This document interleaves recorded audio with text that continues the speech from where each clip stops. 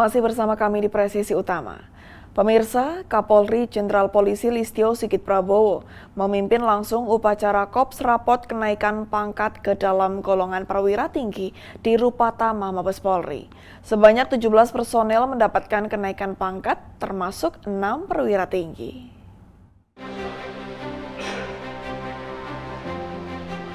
Upacara kenaikan pangkat ke dalam golongan perwira tinggi digelar di Rupatama Mabes Polri pada Senin 7 Juli 2025 yang dipimpin langsung oleh Kapolri Jenderal Polisi Listio Sigit Prabowo. Sebanyak 17 personel Polri mendapatkan kenaikan pangkat berdasarkan surat telegram Kapolri nomor R/258/7 Romawi /Cap/2025/SSDM. Terdiri dari 1 orang naik pangkat dari Inspektur Jenderal menjadi Komisaris Jenderal, 5 orang naik pangkat dari Brigjen menjadi Irjen, dan 11 orang perwira menengah dari Kombes Pol menjadi Brigjen Pol. Kenaikan pangkat ini menjadi bentuk penghargaan atas dedikasi, loyalitas, dan integritas yang telah ditunjukkan para perwira dalam melaksanakan tugas-tugas kepolisian secara profesional, berintegritas, dan humanis. Momen kenaikan pangkat ini sekaligus menegaskan komitmen Polri dalam menjaga mutu kaderisasi dan kualitas sumber daya manusia menuju Polri yang presisi dan berkelas dunia yang siap bekerja profesional untuk masyarakat. Dari Jakarta, Willy Amanda, Polri TV.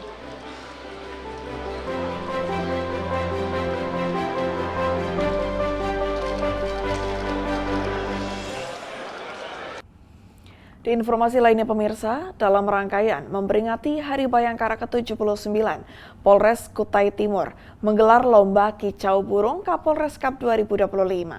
Kegiatan ini berlangsung di halaman Polres Kutai Timur dan mendapat antusiasme peserta dari berbagai daerah. Dalam suasana Hari Bayangkara ke-79, Polres Kutai Timur bekerja sama dengan komunitas penggemar burung menggelar lomba kicau burung di halaman Polres pada Minggu 6 Juni 2025. Lomba ini menyuguhkan berbagai kelas perlombaan dengan jenis burung yang berbeda, mulai dari murai batu, cocok hijau, hingga kenari dan lovebird. Hadiah yang disediakan beragam, mulai dari ratusan ribu rupiah hingga motor sebagai hadiah utama. Kapolres Kutai Timur AKBP Chandra Hermawan mengapresiasi seluruh peserta dan panitia atas dukungan pada lomba ini. Ia berharap event seperti ini dapat terus berkembang dan mengangkat potensi burung kicau khususnya dari Kutai Timur hingga ke ajang nasional bahkan internasional.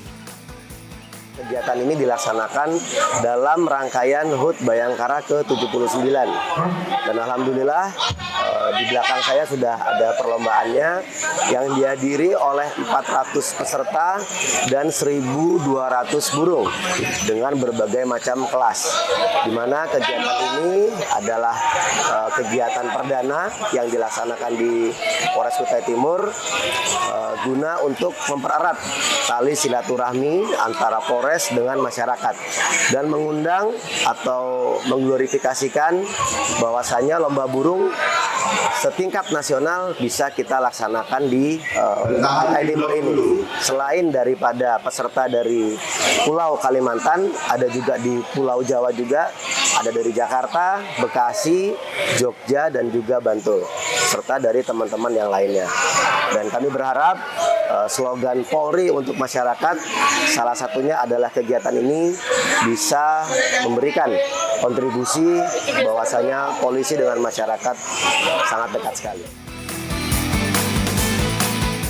Apresiasi juga datang dari para peserta. Bagi mereka, ajang yang digelar Polres Kutim ini mampu mengobarkan kembali semangat komunitas burung kicau di daerah. Dengan adanya event ini, Polres Kutai Timur bukan hanya memperingati Hari Bayangkara, namun juga merangkul komunitas dan menyalurkan hobi masyarakat secara positif dan kompetitif. Dari Humas Polres Kutai Timur, melaporkan untuk Polri TV. Sementara itu, Babin Kamtibmas Polres Kerom Polda Papua, Bribka Batias Yikwa, mendirikan rumah baca atau perpustakaan sebagai tempat anak-anak di kampung Baburia, Kerom, Papua untuk belajar membaca dan meningkatkan literasi bagi yang sudah bisa membaca. Bribka Batias membangun rumah baca karena anak-anak di desa binaannya terkendala akses belajar, di antaranya jarak ke sekolah yang sangat jauh.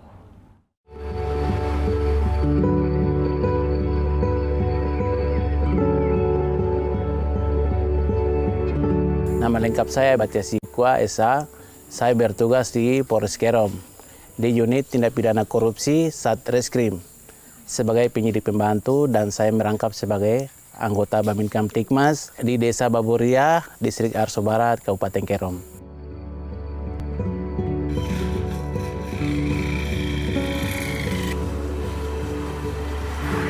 Saya cita-cita memang dari kecil menjadi polisi. Kedua orang tua saya meninggal sejak saya masih dulu di SD kelas 6. Orang tua angkat saya, AKP Andi Amrin, beliau bertugas di Polda Maluku. Selama saya tinggal dengan beliau, saya pelajari beliau cara-cara untuk melayani masyarakat, sehingga saya ada motivasi untuk ingin memasuk polisi pada saat itu. Kita ke sekolah. Ayo.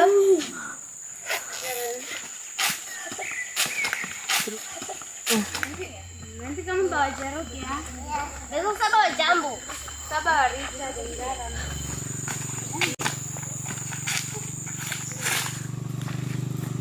Jadi saya datangi di kampung binaan saya di Kampung Baburia itu, dia memiliki SD cuma satu, SD YPK Diaspora. Banyak anak-anak yang sudah bisa sekolah umurnya, tapi mereka tidak sekolah karena jarak dusun ke sekolah itu jauh. Di sisi lain juga di Kampung Baburia itu jaringan susah untuk internet, sehingga saya ada buat perpustakaan itu dengan tujuan pagi mereka belajar di sekolah, terus kalau sore mereka bisa datang belajar di tempat bacaan yang saya buat perpustakaan itu. Pertama kali saya buka perpustakaan itu memang saya tidak tahu. Nanti sudah jadi baru saya sampaikan anak-anak sekolah. Setelah saya sampaikan itu, warga saya maupun anak-anak itu antusias untuk mendukung dan semangat. Saya dengar perpustakaan terbakar itu sudah 3 hari baru saya dengar.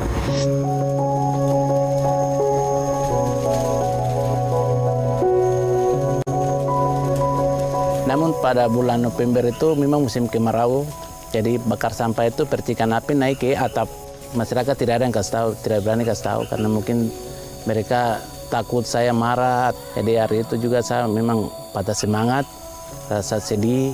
Tapi saya tanya-tanya, ternyata itu bukan sengaja dibakar.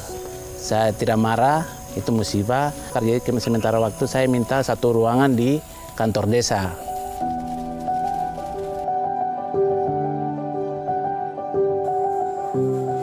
Dia lihat di masyarakat Baburia ini banyak belum mengenal huruf. Anak-anak mereka yang datang itu ada di tempat itu baca-baca itu. Itu setiap sore itu mengajar, ada tulis, membaca. Ibu yang mereka tidak tahu kemarin, mereka bisa membaca. Pak Yikwa memang bertugas di kampung itu di Baburia, sangat pas gitu, sangat bagus untuk memberikan pengetahuan tentang pendidikan non formal di sana. Kan saat ini sudah ada perpustakaan. Kami juga suruh anggota ngumpul waktu itu, ngumpul-ngumpul buku, kemudian diserahkan di sana sehingga menjadi bahan untuk pembelajar di sana.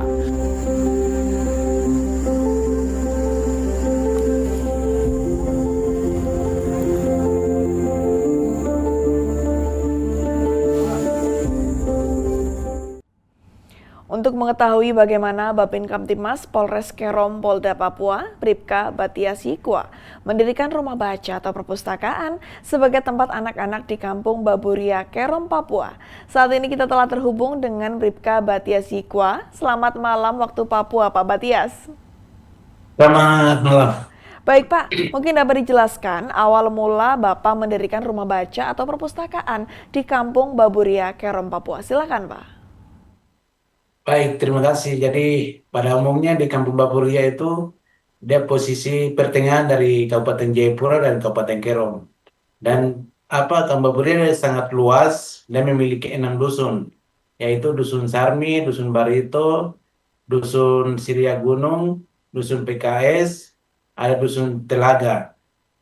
Jadi untuk apa anak-anak mau di Kampung Baburia itu cuma dia memiliki satu sekolah yaitu sekolah SD, YPK Diaspora satu sekolah. Sehingga anak-anak yang mau sekolah di sekolah itu karena jaraknya jauh setiap dusun itu, sehingga umurnya sudah bisa sekolah, namun banyak yang tidak sekolah.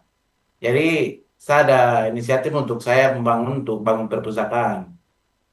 Terus yang kedua terkait dengan internet juga. Jadi internetnya di khusus untuk Kampung Baburia agak susah. Nanti keluar dari Kampung Baburia baru bisa dapat internet. Jadi anak-anak untuk belajar itu agak susah.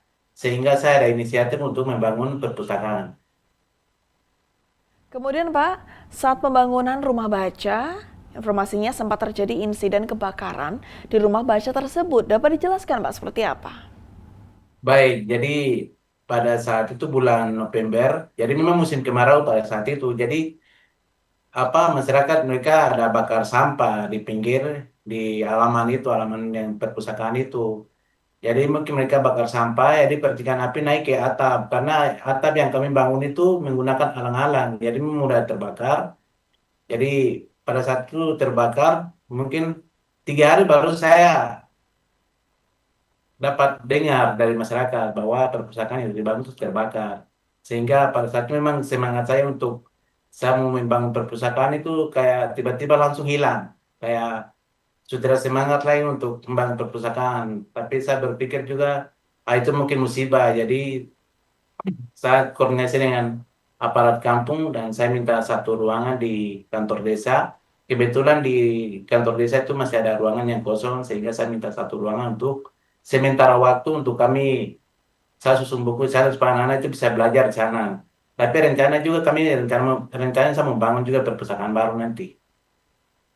Baik, terima kasih Pak untuk semangatnya tentunya. Kalau boleh tahu Pak, buku apa saja yang ada di sana Pak? Baik, terima kasih. Jadi buku yang saya taruh di perpustakaan itu buku umum. Jadi ada juga buku pertanian, ada juga buku untuk anak-anak. Jadi anak-anak itu dari SD, SMP, sampai SMA.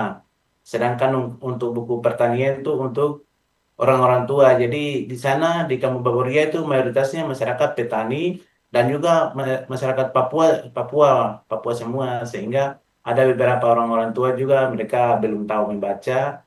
Sehingga saya saya taruh buku-buku pertanian itu mereka bisa pelajari di situ terus cara-cara menanam atau mungkin bibit seperti itu. Jadi saya siapkan buku juga untuk pertanian dan untuk anak-anak sekolah juga. Baik, Pak, selain rumah baca, adakah pembelajaran yang ada di sana Pak? Baik, untuk pembelajaran saya selalu lakukan di setiap datangnya itu saya selalu memberikan di gereja, saya imbauan di gereja, terus saya juga mengajar untuk orang-orang tua, bukan saya untuk anak-anak sekolah, tapi untuk orang-orang tua juga. Baik, kemudian Pak, masih adakah anak-anak di wilayah Bapak yang mungkin dapat dikatakan belum mengenyam sekolah Pak? Ya, masih ada. Masih ada karena keterbatasan ekonomi, pengetahuan, dan juga akses untuk ke sekolah. Baik, kemudian selain tadi alasannya ada beragam dan kemudian bagaimana untuk solusinya Pak? Ya, ketika saya datangi atau sama warga masyarakat itu saya selalu memberikan edukasi kepada anak-anak, khusus untuk terkait untuk pendidikan bagi anak-anak di Kampung Baburia. Baik Pak, terakhir pesan yang mungkin ingin disampaikan kepada masyarakat mengenai pentingnya pendidikan bagi anak-anak Papua. Silakan Pak. Baik, pesan saya untuk masyarakat khususnya untuk Baburia, pendidikan sangatlah penting karena bisa mendapat ilmu pengetahuan, dibutuhkan dorongan dan motivasi dari orang tua agar anak-anak Papua bisa bersaing di tingkat nasional maupun di internasional. Baik, terima kasih Babin Kamtimas Polres Kerom Polda Papua, Bribka Batia Sikwa telah bergabung bersama kami di Polres TV. Selamat malam Bapak dan salam presisi. Malam, salam presisi. Dan pemirsa, kita beralih ke informasi berikutnya. Kejuaraan Piala Kapolri tahun 2025 untuk cabang olahraga tenis telah berlangsung sejak 6 Juli 2025 dan memasuki babak penyisihan. Ada 321 peserta yang mengikuti kejuaraan ini dan saling memperebutkan posisi semifinal. Berikut informasi selengkapnya untuk Anda.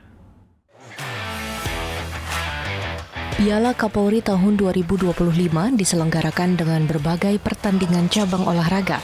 Salah satunya adalah pertandingan tenis yang dibuka oleh Kabareskrim Polri pada 6 Juli 2025 lalu.